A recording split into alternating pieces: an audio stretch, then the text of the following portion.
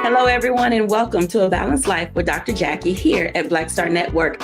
We are continuing our series on putting in the work, and today we're looking at a chef's journey. I know all you amazing kitchen cooks out there, you fabulous cafeteria workers, all of you with your grandmama's favorite cookie recipe are dying to discover whether or not you have what it takes not only to be an entrepreneur, but to turn this passion that you have for cooking and the culinary arts into an actual business. Well, today we're going to be joined by two amazing chefs who are going to talk to us about what it means to put in the work. We're joined by Chef Rahman Harper and also Chef Monica Smith. Welcome in, everybody.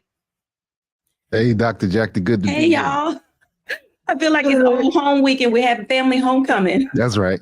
Right. Family homecoming. Let's talk about this industry that you're in and the work that you're currently doing. For some of our audience, they may not be familiar with who you are and what you do. So I'm going to start with Chef Rock. Tell us a little bit about yourself and what you're doing out here in the DMV, since that's where you're located. Yes, that's right. Thank you, Dr. Jacquie, for having me again. I am the chef and owner of Queen Mother's Kitchen, which is a fast casual fried chicken sandwich place fashioned after my mother, my grandmother, my Queen Mothers in Northern Virginia. And I'm the chef and owner of a new place, a rebranded place called Hush Harbor, where we are DC's first phone-free bar, where I'm really leaning into connection, presence, and community. And in both of those spaces, we're about serving the people. So we have food and beverage, but the core of all of my businesses or anything that I do is the people on this side of the counter and on the other side as well. I love that. A phone-free restaurant. Yeah, let's see if we're disciplined enough for that. It's going to be exciting. I know, right? Chef Monica, tell us a little bit about yourself, where you're located and what you're doing these days. Okay, well, I'm Chef Monica, and I am in Charlotte, North Carolina, and I started out in the front of the house with the hospitality industry. And in 2009, when I lost my only brother, he completed suicide, I decided, I love how much I love to cook. I had to do something to anchor myself in a healing process. So I went back and got a second degree in culinary arts. I started out as a chef on TV. Figure that out. So what happened, as soon as I graduated from culinary school, I was approached by the Food Network and I appeared on Guys Grocery Games. I've done Cutthroat Kitchen. And from there, for 15 years, I did TV, live demos, celebrity guest events, as well as I started a spice line that now is, I guess you could say, discontinued. I'm not selling those anymore. That process is done. And so when I developed multiple sclerosis along the way, now I am using meal prep with a few clients. And I'm shifting to the digital world. So my thing is, I want to make sure I'm helping people navigate wellness through thoughtful innovation. I like what both of you are saying, because it appears that passion for cooking and serving other people is at the driving helm of who you are and what you do. Chef Rock, you mentioned in your introduction, you said you're four mothers. So I know that there's a mama and a grandmama and probably a great grandmama back there somewhere who has forged this path to cooking for you. Where does your love for cooking come from? And how do you translate that into business? Yes. Shout out to my mama and my grandmother, Carol Harper and Esther Harris. My path to cooking, I always enjoyed seeing my grandmother and mother cook, the way they could really influence or entertain a crowd of folks, or just us at the dinner table. That always intrigued me, because roundabout, I was a jokester and I wanted to be a comedian. So roundabout middle school, 8th grade or so, I really fell in love with the idea of cooking, not because I thought it was going to be a great career, but my guidance counselor, when I knew I was going to college, my mother told me that. My guidance counselor said that there was no college for comedians. Like, I went and looked at our Google, which was the encyclopedia at the time, and there was, the only thing I could find was like a clown college, like Bozo the Clown College, and I wasn't doing that. but I took a home ec class, and Mrs. Hill was my 8th grade home ec teacher. And it really opened my eyes up to the culinary arts. I made this lasagna. I took the lasagna home. Everybody was loving it. It was the fanciest thing I ever ate and made up to that point. And I really found out, this was probably early 90 or 89. And so on the verge of the celebrity chef era, if you will, right before Emerald, I really found out that I could make a career out of this. And later on, I would understand that chefs would become sort of rock stars. So but what's at the core of my cooking, my love for cooking, is always the people. So I love entertaining, and food allows me really in places. I mean, if you to cook, Chef Monica knows this. If you got some food or you can cook, you can get in just about any door that's openable. So that was the start of it for me. And I always carry my mother and my grandmother and all of my sort of family and everything, that AI, that ancestral intelligence. I carry all of that with me at all times. I like that. So let's have this conversation, because you both have talked about your way to get into the kitchen and food and all of those things. And Rock, you said home economics class.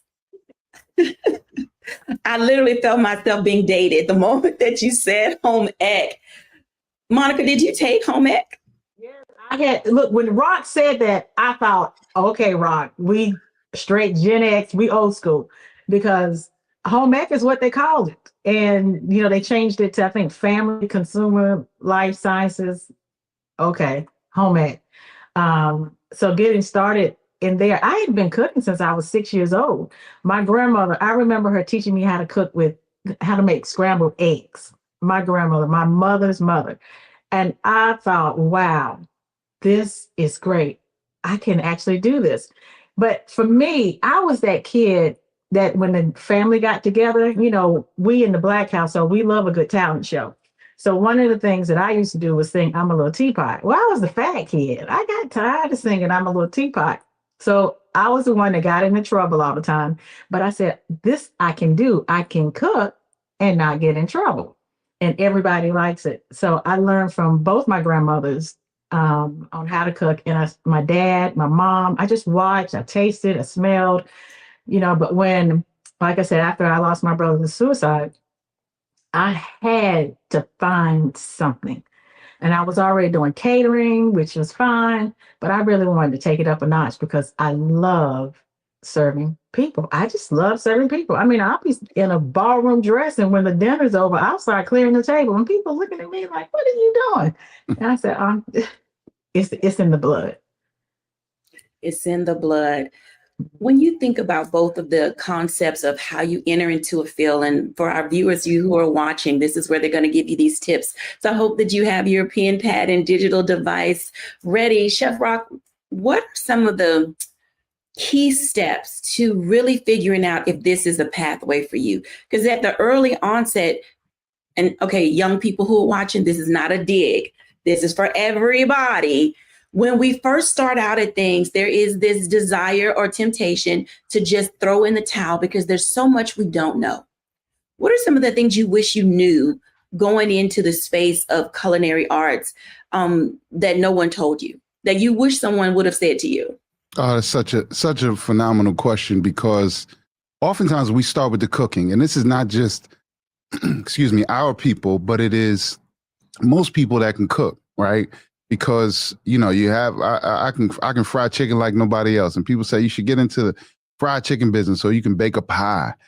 And the pie might taste great, but that's sometimes, and this was hard for me to realize, cooking and baking are probably the easiest parts and the simplest parts of your business, because you have to replicate it. You have to, you have to make money off of it. You have to manage people that are going to replicate it if you're not going to be there. So one of the biggest things that I wish I would have known was about the numbers, the financial part that goes into creating a restaurant. Also, the emotional toll that it takes on you.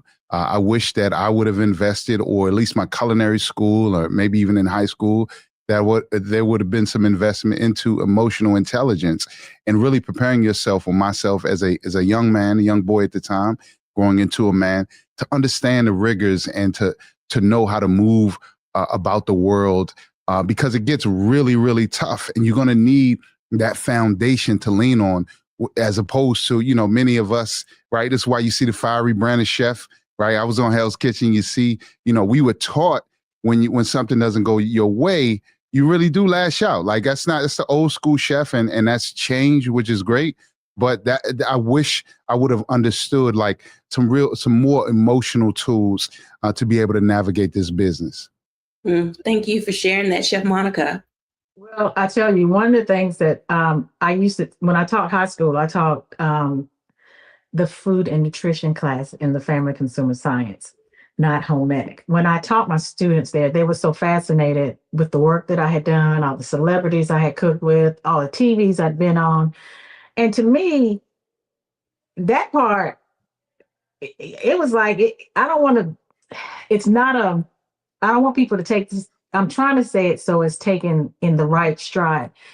That part was just, it was just easy. It was being around people. I'm a very extroverted person. I was always the one that got in the room. Hey, can you say this? Can you sing this? Can you welcome everybody? Can you bring them to the floor? Can you tell them how to eat? That was my thing. So being on TV and being with other celebrities, I was like, we all put our pants on one leg at a time. But I wish I had known, and I knew, but I wish I had really stuck my foot in my business plan, because you really need to have that before you come out the gate. You need to, and just like Rock said with the financial piece, when you get a business plan and you put everything down on paper, and I do pen and paper because I have pencil memory, and I just think that's the way you kind of just ingrain things into you. And you look at the numbers and you see how many pieces of chicken do I have to cook? How much bread do I have to bake so that I can make a profit and pay people? That is significant. And then the other thing is I didn't really fall into the, I'm a celebrity chef type deal. But the people that did, that was pretty much harder for me to deal with than anything after a while, because it just became exhausting. Mm-hmm. It became draining. And then after a while, it turned into other things. And you have to know who you are. If you have that plan that's already written, you got the numbers, like Rock said, you're off to a great start. Mm-hmm. And you can stay grounded in that and keep moving. I appreciate both of you saying those things, because it really does matter. When we come back after the break, let's dive into those concepts a little bit, because it's not just about being in the kitchen. It's also about how do you stay personally and professionally balanced as a chef. We'll be back in a moment after the break.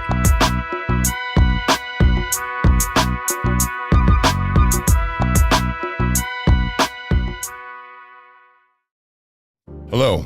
I'm Isaac Hayes III, founder and CEO of Fanbase, and I'm here with a very important message. We are at a turning point in the Black community where we must have equity in the apps we use that scale to billions of dollars. But this time, we own the infrastructure, we own the culture, and we shape the future. And Fanbase is the future. Fanbase combines the free functionality of Instagram, TikTok, and YouTube into an all-in-one platform built for the evolution of social media and monetization. With over 1.4 million users, that's real proof that we are shifting the conversation of tech ownership and equity for creators. So right now, I want you to go to startengine.com/fanbase and invest today. The minimum to invest is $399. That gets you 60 shares of stock in Fanbase at $665 a share. This marks a turning point in Black ownership of social media. If we don't take this opportunity to own social media right now, we will always be customers to our own creations. And that can't go on. So once again, go to startengine.com/fanbase and invest today. We must own the platforms where our voices live, our stories matter, and where our culture drives the world. Thank you.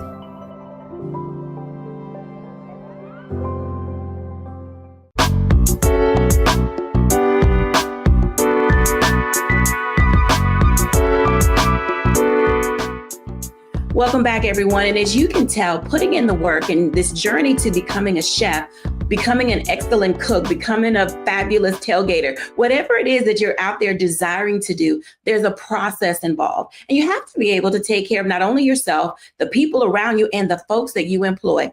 So let's dive into that a little bit, because both of you have talked about the importance of staying grounded. I'm start with Chef Rock, because grounding seems to be at the forefront of who you are, despite being on Hell's Kitchen, winning the season, doing all the great things that you've done.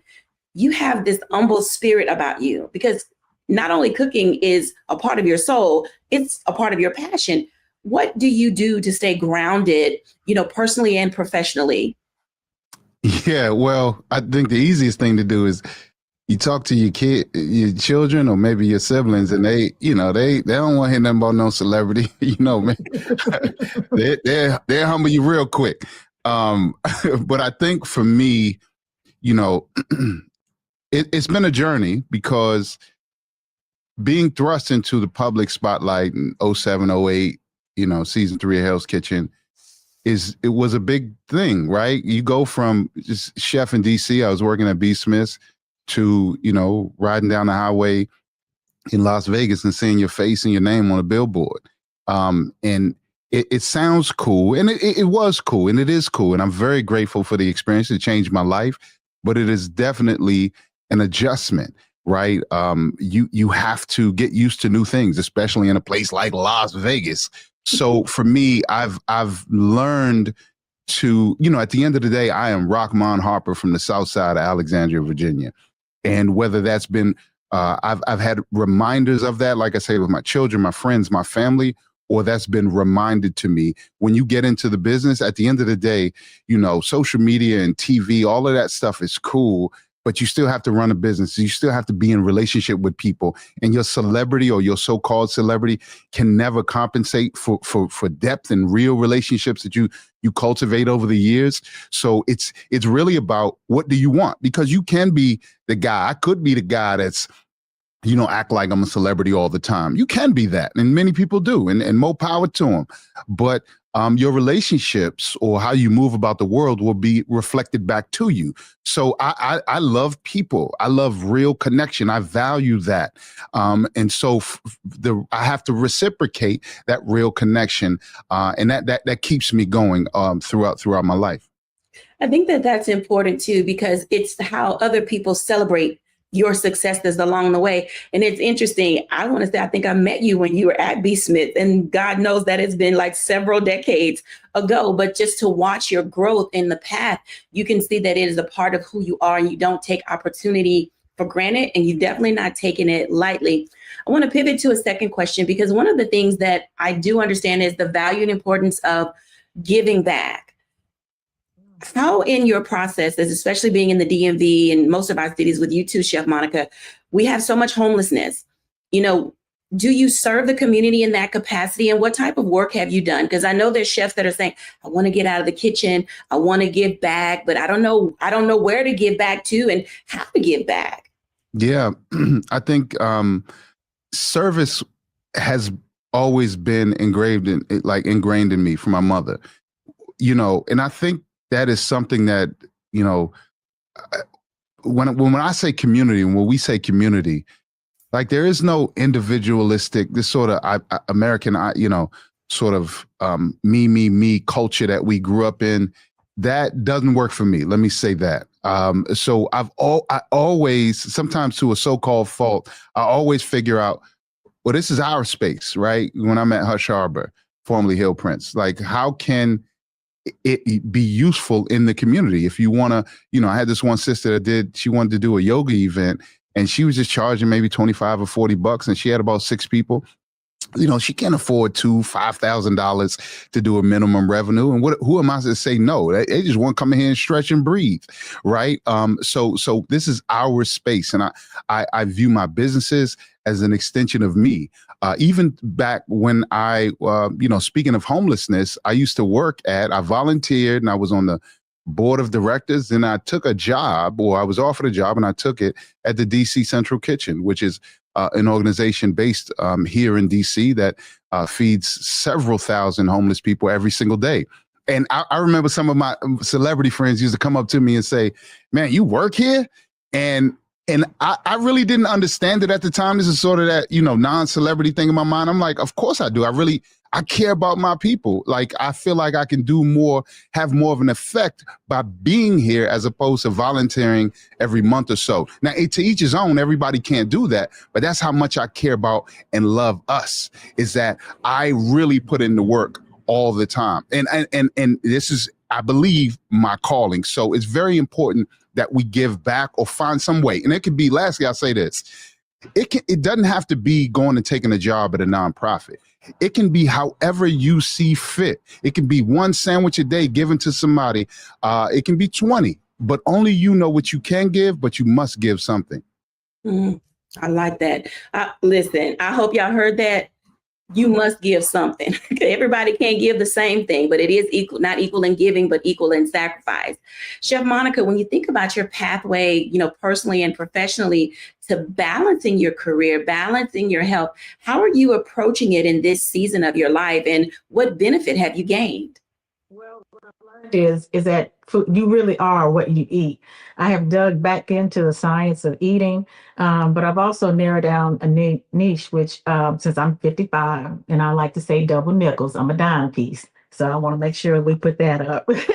And so I have now started building a community with midlife women to help them with reset, reclaim their life in their second act, because we eventually reinvent ourselves. I find that when I've talked with other women, and it's just like, I know I can't be the only one going through this, going through health, loss, divorce, empty nester, a grandmother, and then you're in the sandwich generation. I mean, it's just so many things that hit us.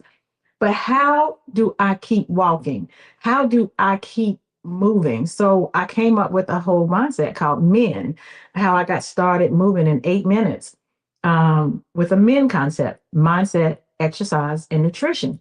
And that is how I started pivoting towards leaving the kitchen on a full-time basis, from a full-time basis to part-time, or I guess you could say as much as I'm able to.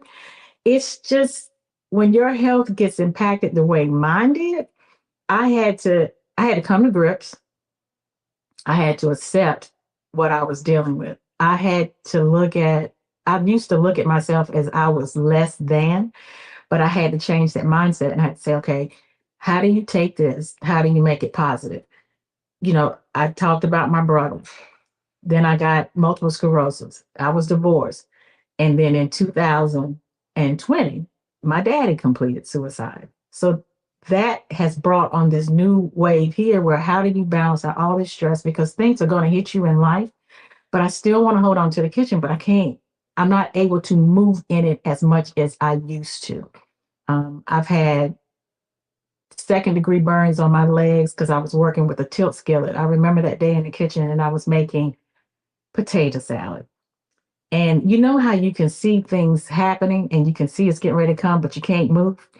And I was turning the tilt skillet down and there was water, boiling water at the bottom, but there were potatoes stuck at the top.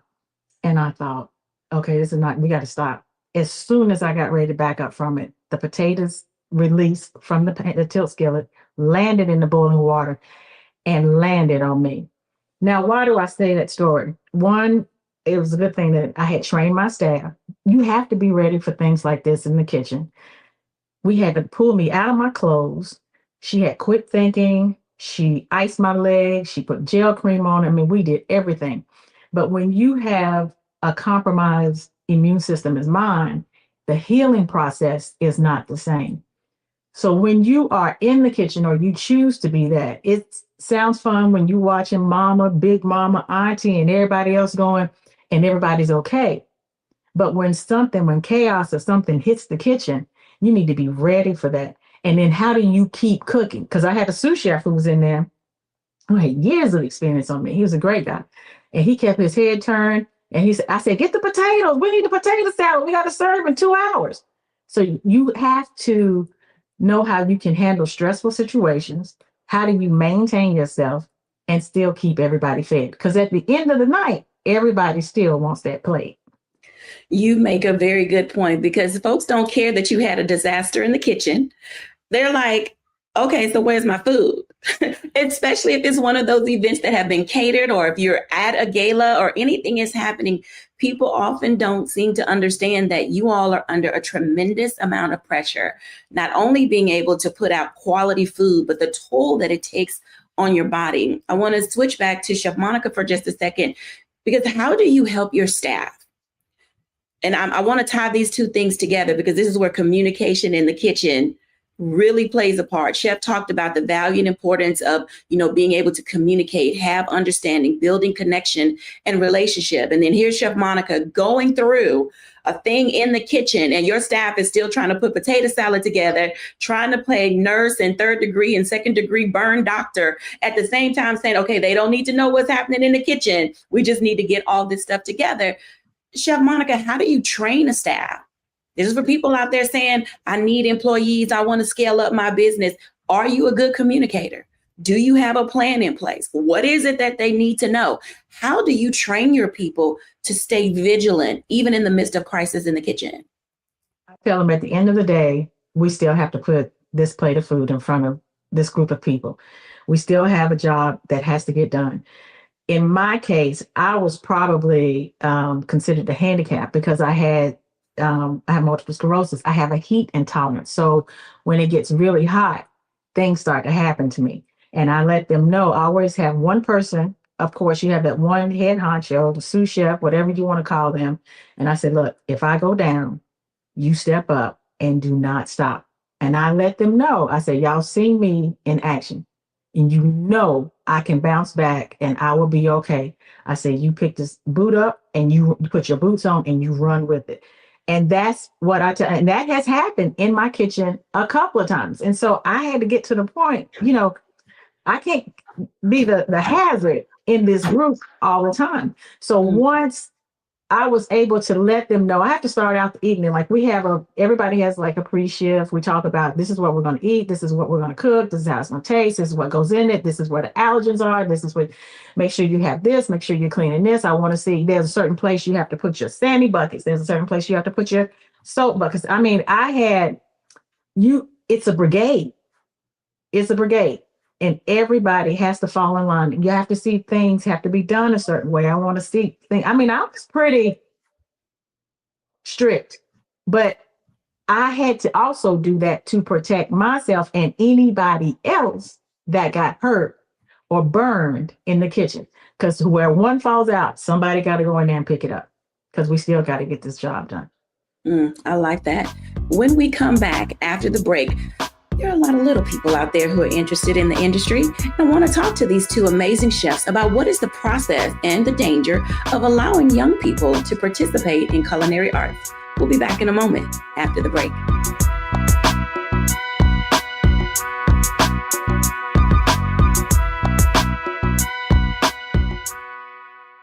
They said the quiet part out loud. Black votes are a threat, so they erased them. After the Supreme Court gutted the Voting Rights Act in 2013, Republican legislatures moved fast. New voter ID laws, polling place shutdowns, purges of black voters from the rolls. Trump's Justice Department didn't stop it, they joined in. In 2018, his DOJ backed Ohio's voter purge system, a scheme that disproportionately erased black voters. Their goal, erase black votes and political power. Yeah, that happened. These are the kinds of stories that we cover every day on Roland Martin Unfiltered. Subscribe on YouTube and download the Black Star Network app.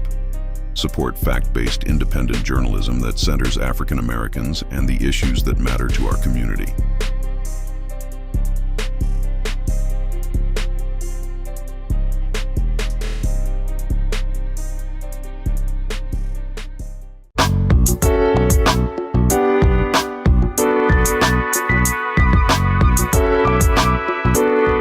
Welcome back, everyone. And as you can tell, putting in the work to be a part of any type of culinary endeavor requires you to be all in, heart, mind, body, spirit, and soul. Chefs, let's talk about these little people who I watch TV. I see all these little junior chefs out there doing these baking competitions, and they're, out there, it's about that time. Halloween will be coming up and they'll be doing their little cakes and cute little things. And then there's some other little mini top chefs out there who are participating in all of these shows. And listening to you all talk, I have to ask, how young is too young to put a child through the rigors of television chefing? Chef Rock, talk to us about that. Listen, I'll say this. I think everyone knows their children. You know your child. And I had a hard and fast rule, and I still have it. My children did not ask to be on TV.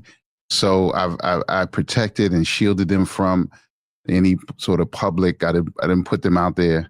So I wouldn't do it because, but some children, I would have done it maybe if it were around and we were in this time and I was a child and I would have asked my mom, can I go on MasterChef Junior?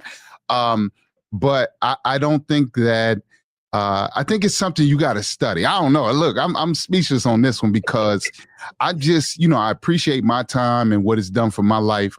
I just wouldn't wish it on a child because people be mean and people are unreasonable and the public spotlight is rough.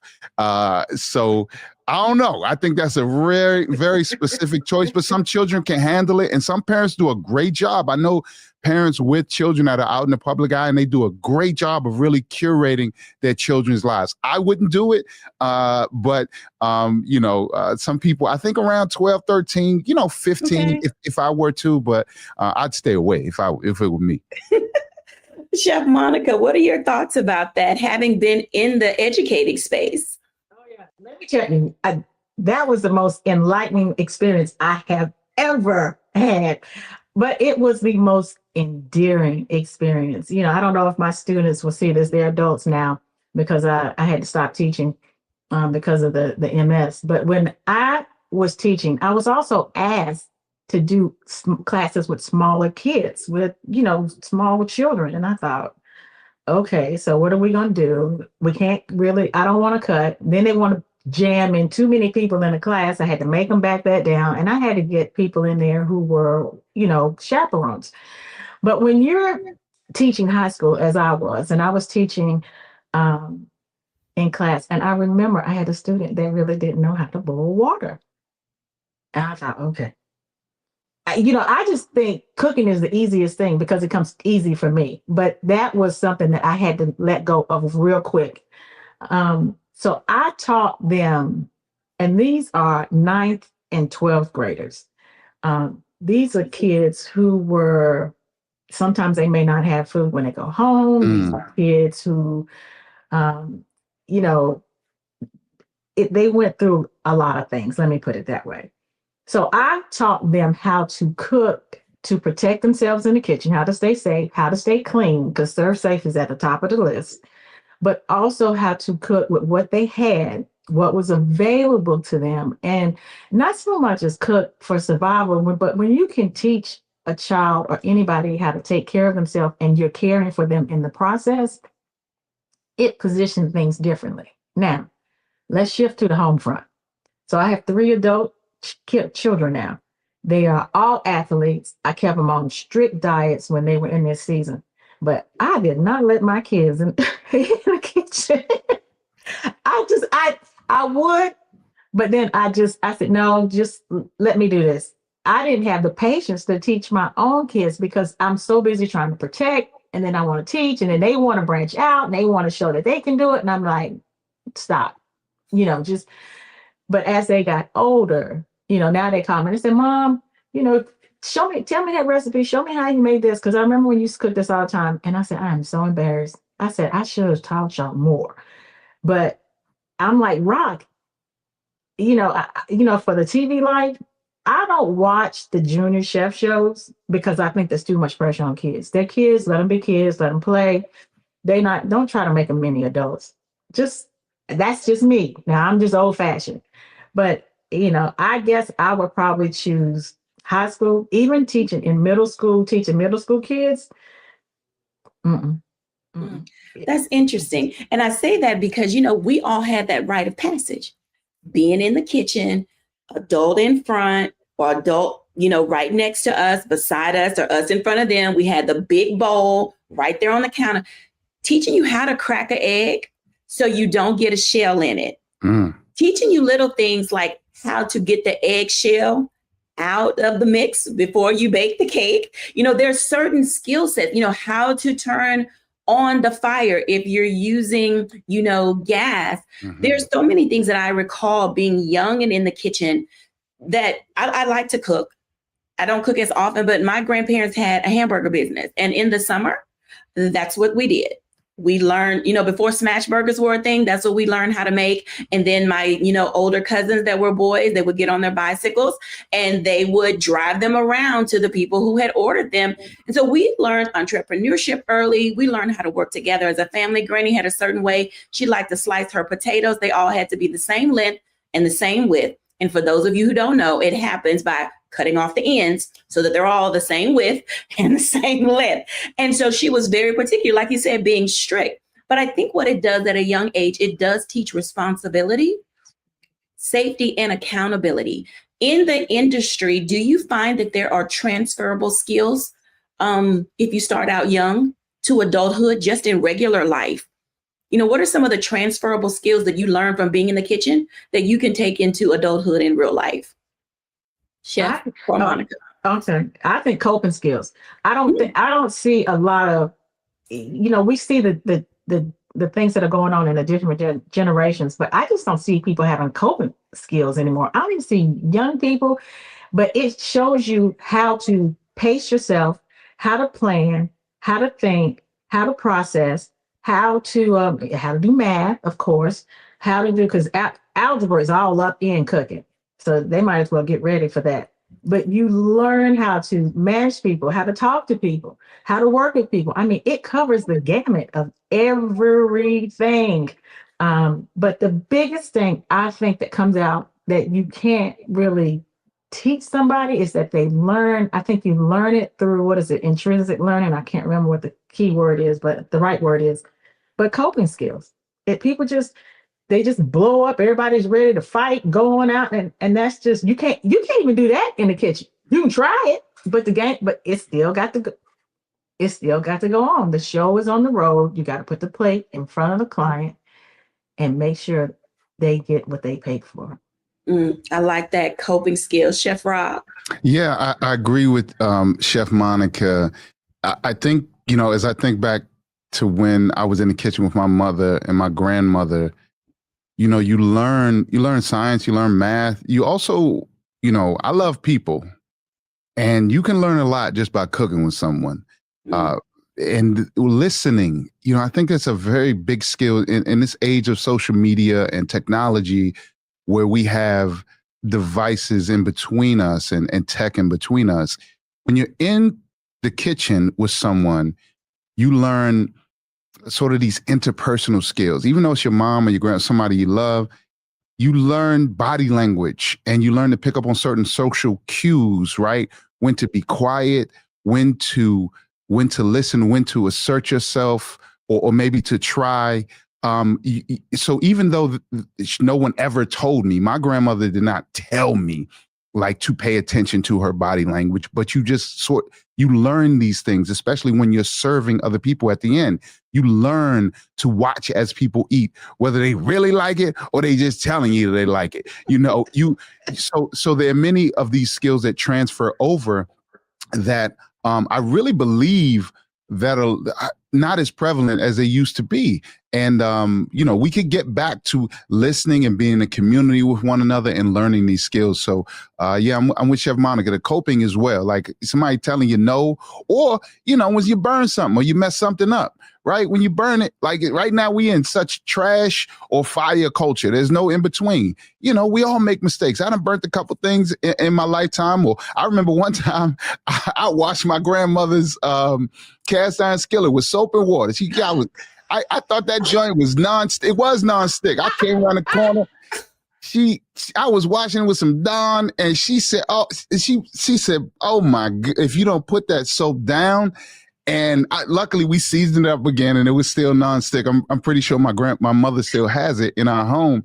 But you learn that, I was like, what I do? I'm just trying to be clean. So yeah, there's a lot of transfer. Oh my God. The cast iron skillet is the one thing that never gets washed. It gets wiped out with a paper towel and then you sit it over there in the corner and you keep it moving. That's right. I definitely appreciate it. And I know we're going to go to a break shortly, but both of you got me thinking about the word attentiveness. And I hear you all, and I like going to a scratch kitchen because you get to hear and see everything that's happening in the restaurant. And I always hear two words, heard and yes, chef.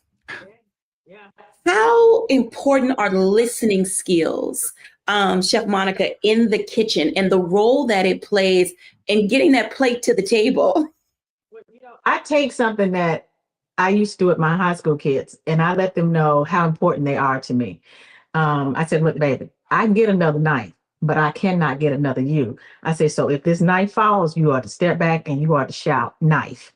That way everybody knows, okay, if I'm walking around the kitchen and I'm walking from the prep sink to the dish sink because I need to wash my knife, you need to be walking behind me. When you walk, you need to be saying knife because that knife is supposed to be exceptionally sharp. If I call out something, I don't need to hear crickets because I don't know if you heard me or you didn't. So it needs to be, yes, chef. I mean, it might not be in unison, but I need to know you heard me and you get it. If you don't get it, then you ask me so we can make sure that it goes through. Communication is key. It is the lifeline, the clock and communication. Those are the two things in there because that's how things get lost, get stuck in the oven, it's burnt, you can't find it. Somebody didn't know they weren't supposed to put sugar. They didn't know the difference between sugar and salt. I mean, you never know. And you got to make sure to taste it as they're going and you got to be watching them and you need to be talking like, is this sauce? Did you do this? Did you do that? It's constant. Mm. Chef Rock. Our brains are so complicated and we take in so much information that we're not conscious of at the time. And I'm thinking about when you say listening, I'm the fried chicken king. I tell everybody this, can't nobody fried chicken better than me other than somebody's aunt or grandmother, mama in the kitchen. And professionally, can't nobody deal with me.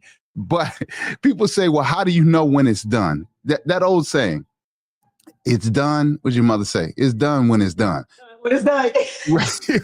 And I'm pointing to my ear and I'm touching my ear because whether it's sauteing a piece of fish or when you're searing or frying chicken, or even if you're knocking on bread or testing a watermelon, you're inputting this information that might not be consciously aware of, but listening, you can hear when something is finished, or I can hear if the temperature gauge is off because the bubbles aren't right. And I wouldn't necessarily say it doesn't sound right, but I can hear. And if you're not, the one thing you will never do in any of my kitchens is wear headphones, right? During prep, when we are off into our own little corners and you want to get a little music going, that's cool. But when we're supposed to be communicating, you got to take them out. You got to take the AirPods out because we have to be in tune, especially when there are guests around. We have to be listening, and you're taking in this information, and it's so vital, not only the cooking or the safety, as Monica said, but everything around you. If you got something blocking, you miss the world and you miss the opportunity to serve people, including yourself and those folks in the kitchen. So listening, such a big skill. And we always have to continue to hone it. Mm. Okay, I know we're going to go to break, and I'm going to give this as an example because when Chef said you had to hear and you have to know. So I was at a recent restaurant and I ordered some chicken wings, and I am a chicken wing snob, and I know this about myself. There's a word called teethy, and people may not understand it, but chicken has to have a certain bite to it to know that it is actually done. And I asked for my wings to be extra crispy. So I got extra crispy on the outside and raw on the inside. Because whoever was in the kitchen didn't understand that the chicken has to be cooked first from the inside slow so that it gets done. And then you can deal with everything else on the outside. And I will not say that it's the first time that I've had people not know how to prepare poultry. And I don't know. When we come back after the break, let's talk about that because there's some foods that seem to be hard to cook. So when we come back after the break, let's dive in a little bit about chicken, because I know everybody enjoys it, those of you who eat it that are not vegan or vegetarian. And then we're going to dive in a little bit about how do you scale up your business. You want to go places. You're doing a great job, but you got to know how to get there. And these experts will let you know. We'll be back in a moment after the break.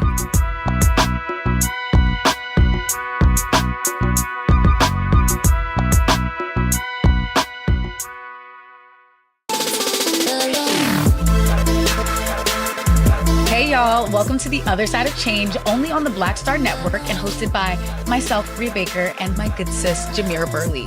We are just two millennial women tackling everything at the intersection of politics, gender, and pop culture. And we don't just settle for commentary. This is about solution-driven dialogue to get us to the world as it could be and not just as it is. Watch us on the Black Star Network, so tune in to The Other Side of Change.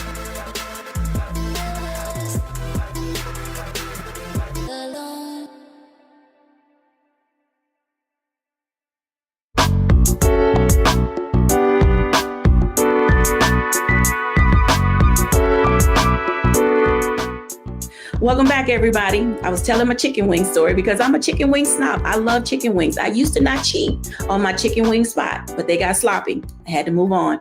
So chefs, let's talk about that for a moment. Because when we go to certain places, we expect a certain quality of food. I mean, if you say you do a thing, you need to be able to do a thing. You know what I'm saying? And so let's have the poultry conversation, because I think there are two items: shrimp and chicken. How do people get them wrong? I tell you, this oh my goodness, there's so much to say. Brain overload. One thing is that it starts in the grass or in the land. So it depends on where you buy your chicken. Mm-hmm. Right. So the cheapest chicken is going to be tough. You got to understand these chickens start out, and they're not even farms. Many of these chickens start out in these constantly called CAFOs, concentrated animal feeding operations. They're just factories. And the way they treat their animals, many of, not all the chicken, but many of the chicken that we get is just going to be tough. If you have a breast that's 2 pounds in size, that's just a half of a part of a chicken, right? So imagine how big the chicken has, and they probably grew it in 6 to 8 weeks. So it's just not healthy, and the meat is going to be tough. There's no love in it. There's bad energy in it. So the first part is you have to get a good chicken, right? And then once you get that, I mean, the simplest way is put a thermometer in it, Slim, like 165. Raw chicken is a big no-no. But I think, it is the other testament. People don't taste and test their product. We get in this factory mindset, especially if you're a wing place, but we're a chicken place. And my people know we cook everything to order, and we're testing. We're not taking bites of chicken, but we're actually, every single one gets the same amount of love. And you can't treat it like a factory. So, but the easiest thing, y'all, is the thermometer. Come on, 165 or better. I can definitely appreciate that, because, there are a lot of wing places, and I was actually at a restaurant. They said they had kitchen and bar under their name. So I thought they knew what they were doing. So. But not fancy enough to put the thermometer in there, obviously. And I know there are other people who have horror stories with food and chicken. Chicken, salmon, shrimp. There are a couple of dishes, Chef Monica, that they do this. They're just rubbery, dangly. They're chewy. What is happening to people? Are they just, a chef just get tired? I think what happens is people, it goes back to what Rock said. People get into that factory mindset. Okay, let me get this through. Let me hurry up. And I think you've got people who are just willing to cut a corner and think, well, if there's a piece of shrimp bad in here, it's probably just one, and they're going to have everything else is going to be right. But you cannot treat your food like that. Everything from beginning to end has to get the same amount of love. When we used to send out plates, the first plate better look good and taste as great as the second one, as the last one. You just didn't make compromises. And I think when you get something, goes back to communication. If I had somebody in there, and I would tell people, look, I have a learning kitchen. That's what I ran. I had people that had never been a chef or they could cook, but they wanted to be a chef. I said, well, I'm gonna show you what it's like. I said, but you're gonna have to follow what I tell you to do. And if you get something you don't know how to use it or anything about it, how long to cook it, you need to raise your hand, or you need to come, not raise your hand, but you need to come over and you need to ask. We need to sit down or we need to walk through it. Usually I try to walk through the menu the day before because I have my own standards, as I know Chef Rod does too, of how I want things cooked and prepared. This is how I want to filter this through the kitchen. And this is the flow of this particular meat or cake or bread or an omelet, whatever it is, but you have to show them. And if they miss it, then that's a whole nother thing. But I just think people get caught in communication. We're like, well, I don't want to act like I don't know how to do it because my mama, I don't care what your mama used to do. You in my kitchen. And what you not gonna do is make me look bad. Now that is that's a guarantee promise from me. So no, we ain't gonna look foolish out here. But I have to.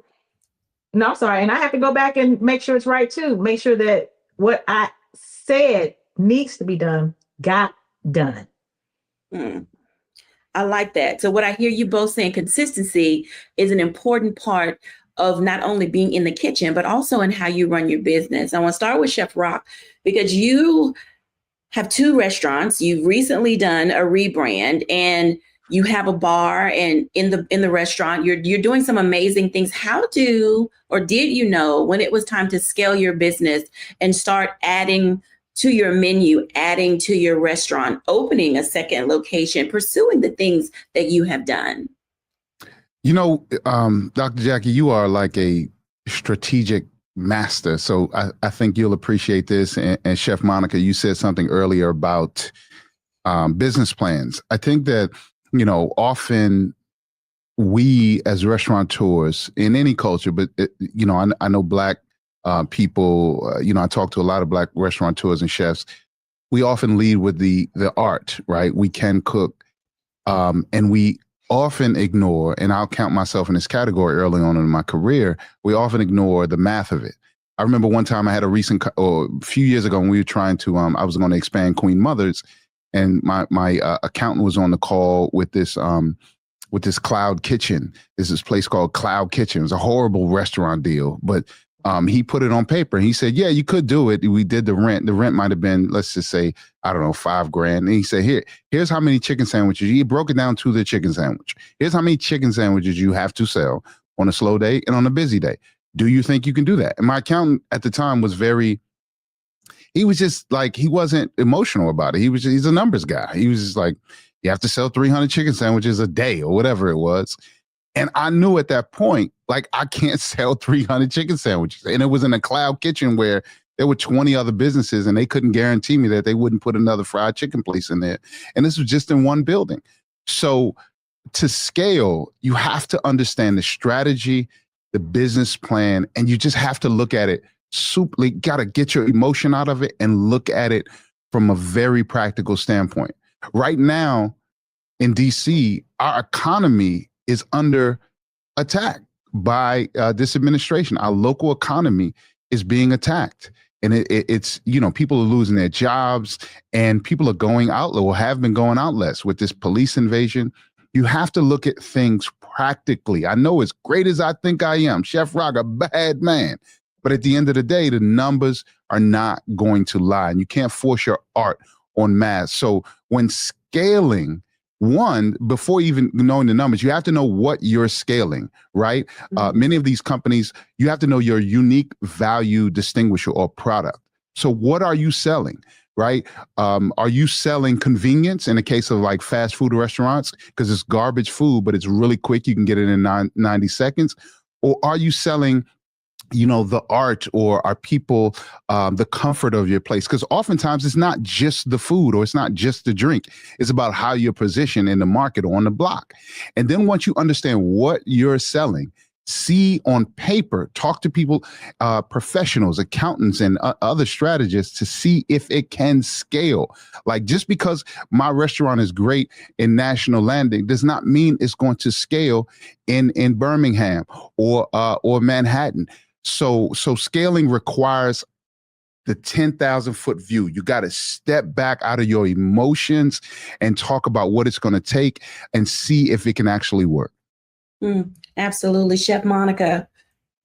It's awesome. Yeah, you really do. You have to sit back. You got to look at your area. I'm telling you, everything goes back to the business plan. It's kind of like what I tell everybody in the kitchen. I say that the menu controls everything. The menu determines everything. But the business plan is where you have to go back to, because once you get in the habit of looking at numbers and looking at what it is you're selling, what you're good at, what's actually selling that you're really good at, or what may need some work, how you need to massage the business plan or your menu items, you have to look at that. You can't get caught up in the social media aspect of this whole process, because it's fun to watch all these fabulous dishes that look good go across the screen. And I always say, everything that look good don't taste good.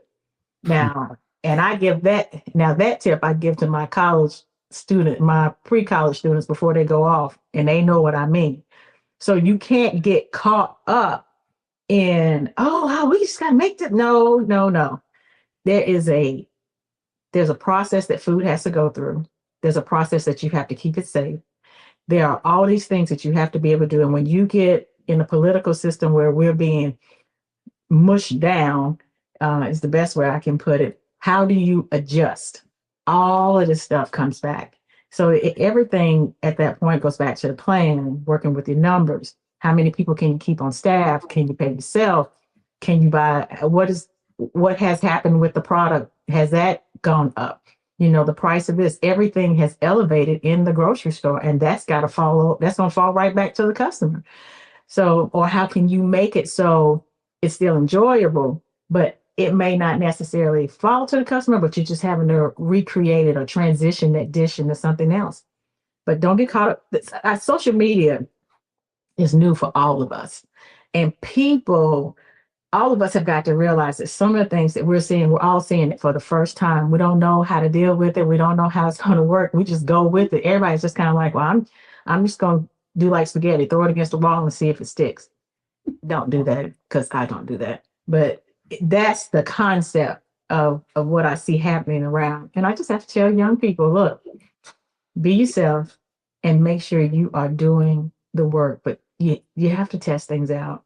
Mm-hmm. And you have to make sure. Yeah, I mean, if you don't, they see it on social media and they're like, it didn't really work. Yeah, I don't think things work the way people think they do.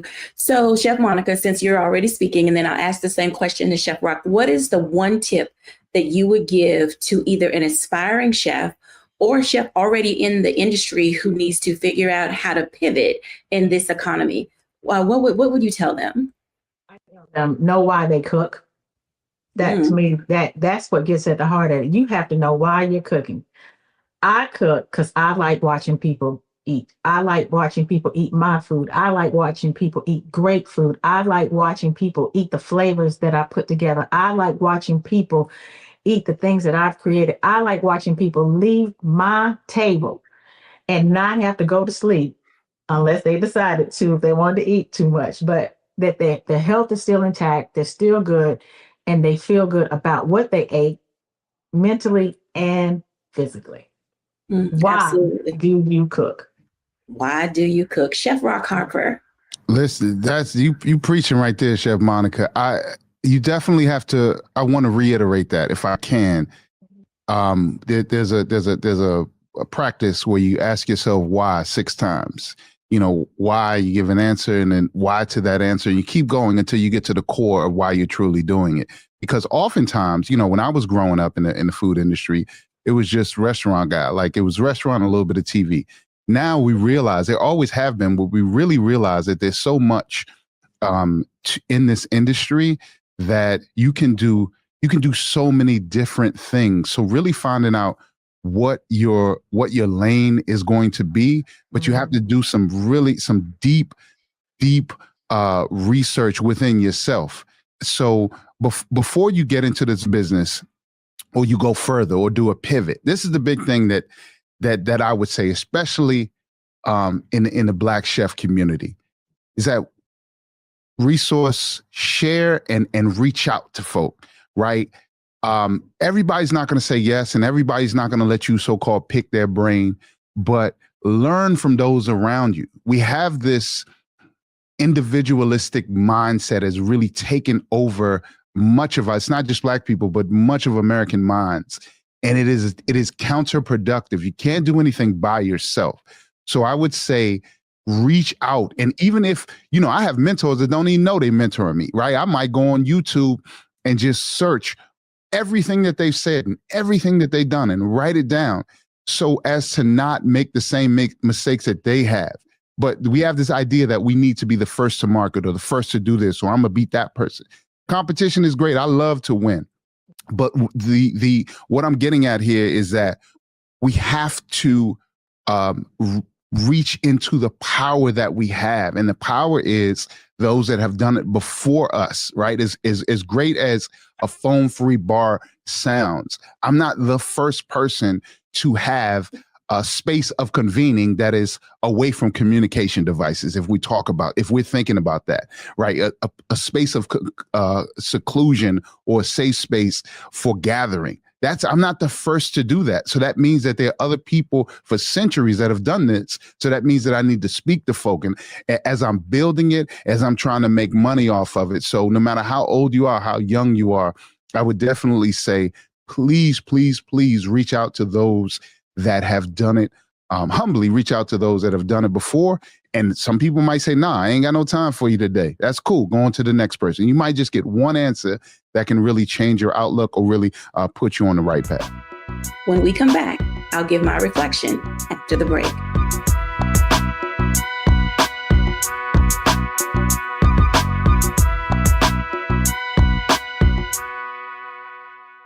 Hello, I'm Isaac Hayes III, founder and CEO of Fanbase, and I'm here with a very important message. We are at a turning point in the Black community where we must have equity in the apps we use that scale to billions of dollars. But this time, we own the infrastructure, we own the culture, and we shape the future. And Fanbase is the future. Fanbase combines the free functionality of Instagram, TikTok, and YouTube into an all-in-one platform built for the evolution of social media and monetization.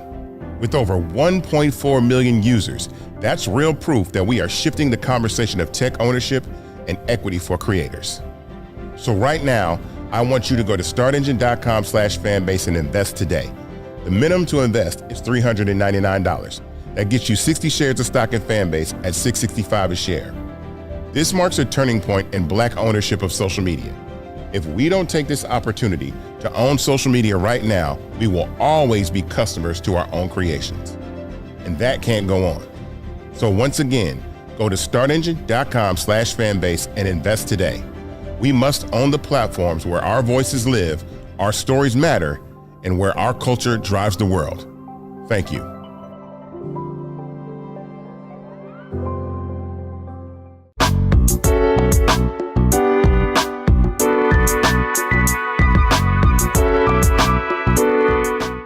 Welcome back, everybody. And as you can see, putting in the work, a chef's journey requires you to be all in, not halfway in, not part the way in. You have to be all in. Put all your senses into it. Understand what is your why. Make certain that you have the ability to communicate. Make certain that you have people around you who want to pour into you, but also make sure you know that it's the reason and your purpose for getting up in the morning. This is what it means to not only get into the chef space, but also what it means to desire to put money and resources into being able to open a restaurant, get a food truck, put on a side hustle, do a few pop-ups. However you decide to step into the space, make certain that you're doing it for all the right reasons. Our chefs today have given you some great insight, so I hope that you'll take it and run with it. Have a great day, and thanks for watching. Bye now.